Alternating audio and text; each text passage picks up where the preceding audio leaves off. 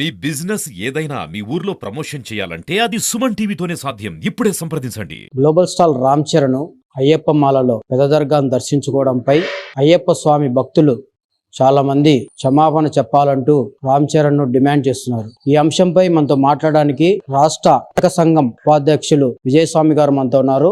ఆయన అడిగి మరిన్ని విషయాలు తెలుసుకుందాం. స్వామి చెప్పండి, రామ్ చరణ్ అయ్యప్ప మాలలో పెద్ద దర్గాను దర్శించుకోవడంలో ఏమైనా తప్పుందా? ఓం నమో వెంకటేశాయ. నా పేరు విజయ్ భట్టర్, కడప జిల్లా అర్చక పురోహిత సమైక్య జిల్లా అధ్యక్షుడు మరియు అర్చక సమైక్య రాష్ట్ర ఉపాధ్యక్షునిగా నేను నా యొక్క విధులను నిర్వర్తిస్తూ ఉన్నాను.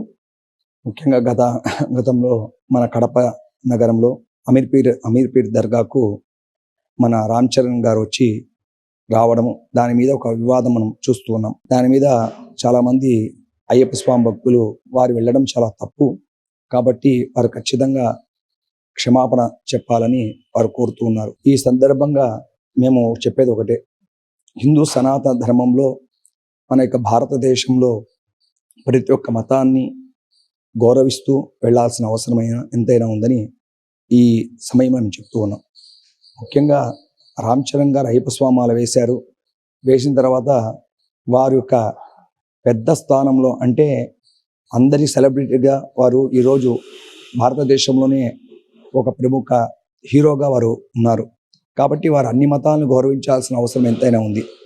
అందులో భాగంగానే వారు అయ్యప్ప స్వామాలు ధరించినప్పుడు వారికి పెద్ద దర్గా వాడు ఈ యొక్క ఉరుసోత్సవానికి ఆహ్వానించడము, వారు రావడం జరిగింది.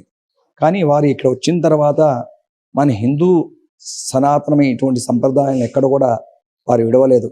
మన సంప్రదాయాన్ని కొనసాగిస్తూ అవతల పిలిచినటువంటి ఆ యొక్క మతం సంబంధించినటువంటి వాళ్ళ యొక్క విశ్వాసాన్ని కూడా కాపాడుతూ వారు వెళ్ళడం, పాల్గొనడం జరిగింది. ఈరోజు అయ్యప్ప స్వాములకు మేము ఒకటే కోరుతున్నాం. ఈరోజు మనము అయ్యప్ప స్వామాలు వేసుకున్న ప్రతి ఒక్కరు కూడా శబరిమలకు వెళ్లే ముందు ఎరిమేల దగ్గర బాబర్ స్వామిని ఖచ్చితంగా దర్శనం చేసుకుని వెళ్తారు. బాబర్ స్వామి ఎవరు? ఆ బాబర్ ఎవరు ఒకసారి మీకు తెలియదా? ఆ బాబరు ఒక ముస్లిం మతస్థుడు అనేది మీకు తెలియదా? కానీ ఎందుకు ఆచారాన్ని మీరు పాటిస్తున్నారు? సనాతన ధర్మంలో ఎవరి యొక్క విధులను వాళ్ళు నిర్వర్తించాలి. అలాగే మన అనేకమైనటువంటి సంప్రదాయాలను, మతాలను గౌరవిస్తూ ముందుకు వెళ్లాల్సిన అవసరం ఉంది.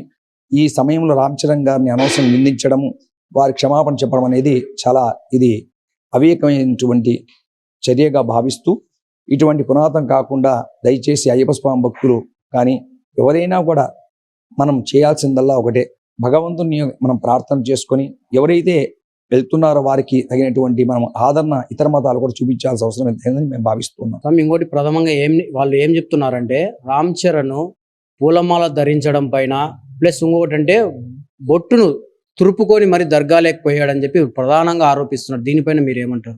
అంటే ప్రతి విషయాన్ని భూతద్దంలో చూస్తే అన్ని తప్పుగానే కనబడుతుంది. ప్రతిదీ వాస్తవికంగా మనం చూడాల్సిన అవసరం ఉంది. వాస్తవికమైన దృక్పథంతో మనం ముందుకు వెళ్లాల్సిన అవసరం ఉంది. ప్రతి సందర్భం లేని విషయాన్నంతా కూడా మనం ఈరోజు అనవసరంగా ఎత్తిపోతులు ఈ సోషల్ మీడియాలో అనవసరమైనటువంటి డైవర్షన్ చేస్తున్నారు. అక్కడ వెళ్ళినటువంటి రామ్ చరణ్ గారు మీకు గమనించాలి, ఎయిర్పోర్ట్ దిగిన తర్వాత వారు ఆ యొక్క దర్గాకు వెళ్ళినంత లోపు దాదాపు 3-4 సార్లు వారి తలను ఈ విధంగా వారు మామూలు సెర్చ్ చేసుకోవడం జరిగింది. రెండవది వచ్చేసి అక్కడ వెళ్ళినటువంటి ఉక్కుపోత కారణమో లేకపోతే అక్కడ చెమట కారణమో వారు ముఖం మామూలుగా తుడుచుకోవడం సహజం. అందుకని వారు బొట్టు తుడుచుకున్నారు దానివల్ల అనేసి బొట్టు తుడుచుకోమైనారు, ఇది అనేది పూర్తిగా అవాస్తవని మేము చెప్తున్నాము. రెండోది వచ్చేసి అలా ఉన్నటువంటి పక్షంలో అయ్యప్ప స్వామి వేసుకొని వాళ్ళు వెళ్ళాల్సిన అవసరం లేదు. ఆ టైంలో టోపీ కూడా పెట్టుకోండి వారు అనుకోండి. కానీ ఆ సంప్రదాయాన్ని, హిందూ సంప్రదాయాన్ని కాపాడుతూ ఎదుటి సంబంధించినటువంటి మతం వాళ్ళు పిలిచినటువంటి వాళ్ళ సంప్రదాయం గౌరవిస్తూ వెళ్ళడమే వారి యొక్క ముఖ్య ఉద్దేశం. వారు అదే చేస్తారు. దీంట్లో ఎటువంటి తప్పు పట్టాల్సినటువంటి అవసరం లేదు.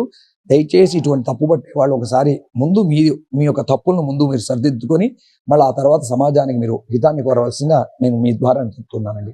స్వామి, మామూలుగా మీరు ఎప్పుడన్నా అయ్యప్ప మాల వేసుకున్నారా? లేదంటే అయ్యప్ప మాల ఎంతమందికి వేయించారు?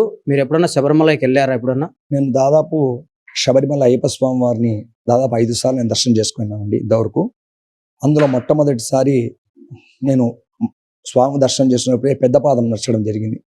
ఆ పెద్ద పాదంలో స్వామివారి మొక్కుబడి చెల్లించుకునేటప్పుడు ఎరిమెల నుంచి నడచడం జరుగుతుంది. అక్కడ బాబర్ స్వామికి వెళ్ళి, నాకు దాని విషయాలు తెలియదు కానీ ఆ రోజు బాబర్ స్వామి వెళ్ళి అక్కడ దర్శనం చేసుకొని అందరు ఎరిమెల్లో అక్కడ కన్యాస్వాములందరూ కూడా ఆ యొక్క మొక్కు చెల్లించుకొని అయ్యప్ప స్వామి దర్శనం చేసుకోవాలి. అప్పుడు గురుస్వాములు చెప్పినటువంటి విధానాన్ని ఆచరిస్తూ ఆ రోజు కూడా నేను వెళ్ళడం జరిగింది. ఆ తదనంతరం దాదాపు నేను మన పొద్దుటూరులో ఉండేటువంటి అయ్యప్ప స్వామి దేవస్థానంలో ప్రతి సంవత్సరం దాదాపు 25 సంవత్సరాలుగా అక్కడ అయ్యప్ప స్వామి మండల పూజ నేనే చేయిస్తున్నాను. ప్రతి సంవత్సరం లక్షార్చన నేను చేస్తున్నాను.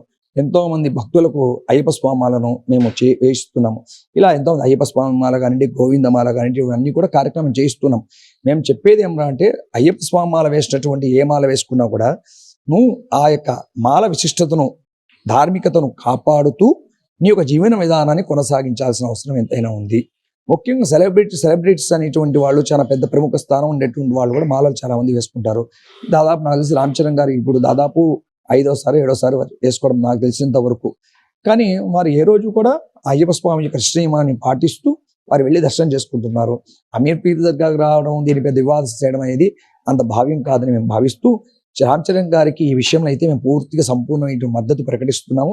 వారు చేసినటువంటి కార్యం ఎటువంటి తప్పు లేదు. దానికి పూర్తి మా అర్చక సమైక్య కానివ్వండి, మేమందరూ కూడా కడప జిల్లా నుంచి కూడా పూర్తి వారి మేము సమర్థిస్తూ, ముఖ్యంగా దయచేసి ఇటువంటి లేనిపోని ఇటువంటి విషయాలన్నీ కూడా సమాజంలో తీసుకొచ్చి అనవసరమైనటువంటి హిందూ ధర్మాన్ని అనవసరంగా కాలరాయకుండా హిందూ ధర్మ పవిత్రతను కాపాడే విధంగా మనకు విధానం ఉండాలని నేను మీ సభ ద్వారా, మీ యొక్క ద్వారా నేను తీసుకువెళ్ళవలసిందిగా కోరుతూ ఉన్నాను.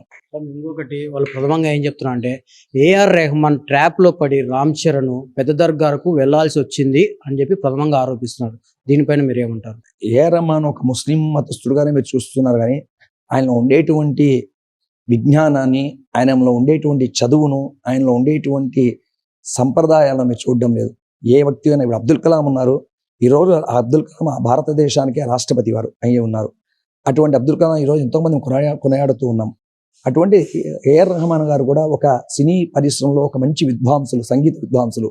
వారికి నాకు తెలిసినంత వరకు ఈ మతాలు, కులాల భేదం ఉండదు. వారు ఎవరికైనా ఒకే విధానంగా వెళ్తారు. అటువంటి వాళ్ళను అనవసరంగా తీసుకొచ్చి ఈ యొక్క మత ముసుగులో వాళ్ళను ముడికట్టడం అనేది అంత సబబు కాదు. ఒక మంచి ఉన్నతమైన స్థానాల వాళ్ళ మీద ఇది అనవసరంగా బురద రాయడమే. కాబట్టి ఏఆర్ రెహమాన్ గారికి ఇటువంటి ఆలోచన ఉండవు. ఎందుకంటే చదువుకున్న వాడికి, విద్యావంతులకు ఎప్పుడు కూడా ఇటువంటి ఆలోచన రావు.